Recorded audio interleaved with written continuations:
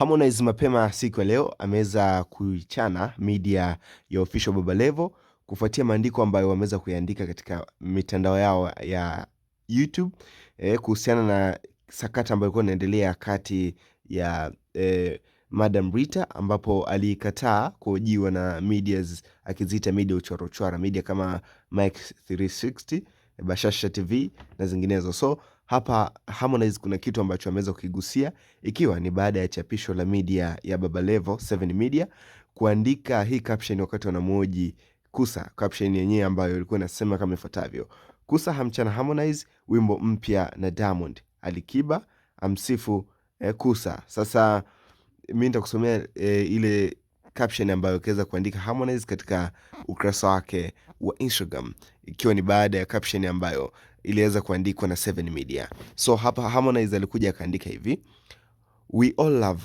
medias, mchango wao ni mkubwa sana, ila kuna baadhi ya media za kiwaki sana, hazingatii weledi wala madhara wanachokiandika kwa mtu husika.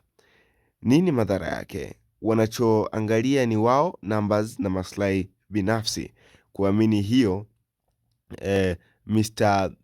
Miss Rita Paulisen alikuwa sahihi kuuliza hii ni media gani. Lengo lake ni kuhojiwa na media zenye trust. Chochote atakachokisema kitapelekwa katika jamii na maana ile ile, kwa kuwa sisi ni jamaa sana, tunaishi kijamaa. Imeonekana kama dharau. Ukiuliza nini kimemfanya post ile video, ndugu mwandishi hatakupa jibu zaidi ya kutaka aonewe huruma, bila kujua anaharibu brand ya mtu alivyoitengeneza kwa miaka mingi. Ukweli mchungu, hiyo media binafsi ndio kwanza ni geni wakina sisi tunaijua, because tunakutana na medias kila siku, ila kiufupi inaanza bahati mbaya. Mama yangu hakuwa na PR wa kufanya organization, ila tukiwa wa kweli kabisa, mfano wewe ndio Kusa, next time utashindwa kuuliza hii media gani. Kwa uchochezi huu medias, ikiwa unaijua kama anaanza, basi tambua kuna watu wametengeneza trust yao katika jamii kwa gharama kubwa sana. Swali lako,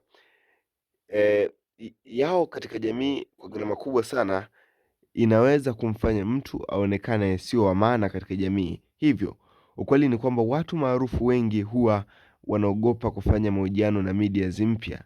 Yes, tunazihitaji sana na ziendelee kuongezeka, ili kama unajijua unaanza, nenda mdogo mdogo, kaa karibu na media zilizo kutangulia zenye uzoefu na weledi zaidi. Kufanya hiyo itakupa fursa ya kufanya mahojiano yoyote mdogo mdogo. Umepenyeza maswali yako huku ukijijenga kwa weledi. All the best. Hivyo ndivyo alivyoweza kuandika Harmonize, akionekana amekerwa na hii caption ambayo iliweza kuandikwa na media ya Baba Levo 7 Media, katika hii caption ambayo inasema kwamba Kusa mchana Harmonize. So hichi ni kitu ambacho kimemweza kumuumiza Harmonize, na Harmonize ameweza kurudi. So hapa page ya udaku ambayo inajulikana kama Ochomo Udaku, wao walikuja kusema hivi: media Baba Levo ishaanza kuleta shida huku, ila kusema kweli media nyingi muwe mnajirekebisha kwenye huu upande wa uandishi wa vichwa vya habari. Huko YouTube unakuta media inaandika kichwa cha habari ambacho hakihusiana na kilichoandikwa ndani tu, ili mradi apate views. Ndio maana watu tunaziunfollow sana huko YouTube, tunabaki zetu IG kujua kinagaubaga. Hizo ni baadhi ya comment za dawa ambazo kwa na comment kuhusiana na hili andiko la Harmonize. Mimi ni Todd_Drizzy. Unazungumzaji kufuatia maandiko haya? Subscribe. Oh, join us. The House of Trends, stories, news, info, entertainment, sports. We cover all aspects.